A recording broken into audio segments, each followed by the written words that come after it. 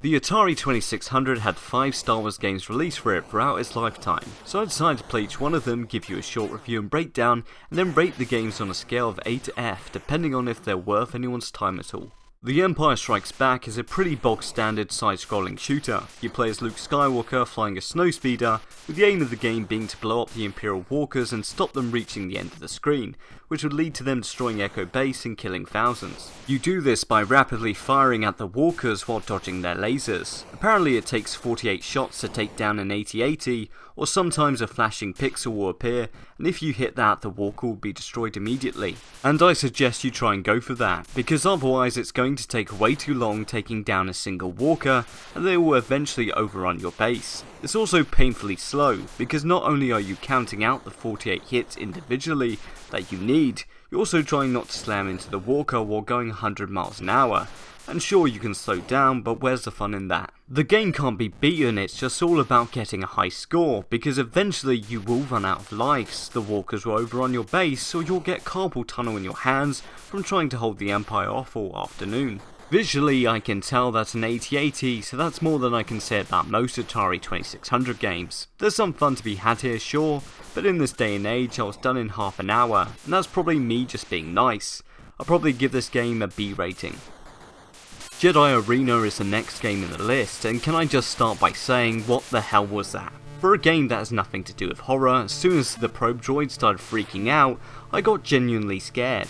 It all just happened so fast and out of nowhere, accompanied by a ton of noise. In this game you play as a Jedi Knight going against another Knight, and whoever wins this duel gets promoted to Master apparently, although I don't really remember that happening in any of the movies. You play the game by swinging your lightsaber left and right, blocking the force lightning from the droid while also making the droid fire at your opponent.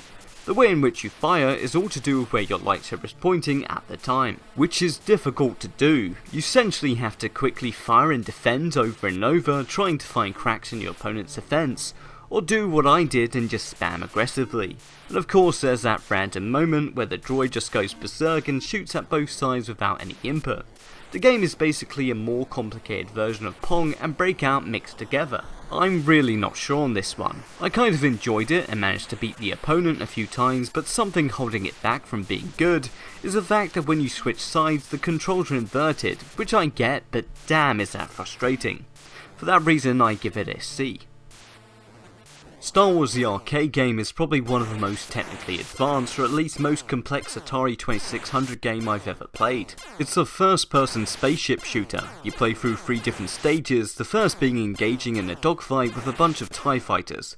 They dart around pretty quickly trying to dodge your fire, and it was quite fun trying to shoot them down while also destroying their firebombs. But there's also Phase 2, which includes firing at the Death Star's laser turrets on towers. This one confused me a little, as I had to look up what I was actually staring at, as with most Atari 2600 games it was not obvious. And Phase 3, where you go down the Death Star's trench, taking out firebombs, dodging laser barriers and shooting a shield generator. In this phase you actually have to physically move your ship to dodge the laser barriers, which was quite fun. And then rinse and repeat, but every time you do there's more enemies, more obstacles, and everything is faster. The fast pacedness of it all, with the fact each phase is having a mix up in variety, kept me engaged for a long time. I'll give this game a solid A rating.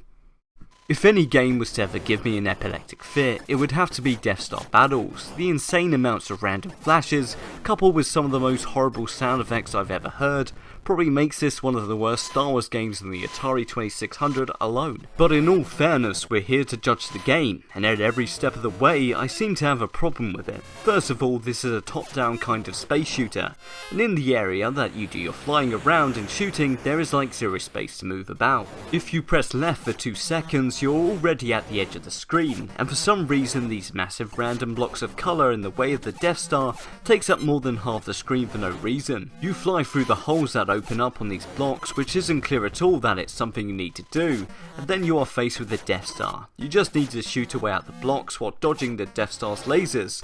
I don't know why, but I just didn't enjoy this one. The ships on the bottom never really posed any threats, and that's not because I'm good. Trust me, I'm playing this with an Xbox One controller. It definitely isn't the most optimal way to play this game. It just seemed like every other game on this list did what they were supposed to do much better. I'll give this game a D rating. Ewok Adventures is quite an unusual case, as it was actually cancelled back in the day as the publishers thought the controls were too complicated.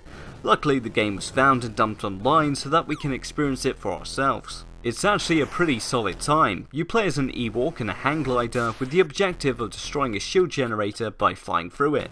The game shows you with an arrow which direction the objective is located, which is very handy, and you can collect and drop rocks on a few different types of enemies, like stormtroopers and ATSTs. The most annoying thing about this game is the ammo. You are going to need to constantly resupply your rocks if you want to go for a high score, and it was just a hassle to try and find them. But alternatively, you can just make a beeline for the shield generator. As you continue to destroy the shield generators, enemies start firing at you, so it makes more sense for you to try and shoot them down. You can also hijack Imperial Speeders and ATSTs for more firepower. The controls are a bit weird, kind of similar to a flight stick in which you can change the altitude and the pitch of the glider and move in 360 degrees, but you get used to it fairly quickly. If that's the case, the game really didn't need to be cancelled. This game also has the most detail out of any of the games I've played so far, and it is very clear to make out what I'm looking at. I quite enjoyed this game, so I'll give it a B ranking. So that was every Star Wars game on the Atari 2600. Which game do you like the look of the most? Let me know in the comments down below. Like and subscribe, and I'll see you all next time.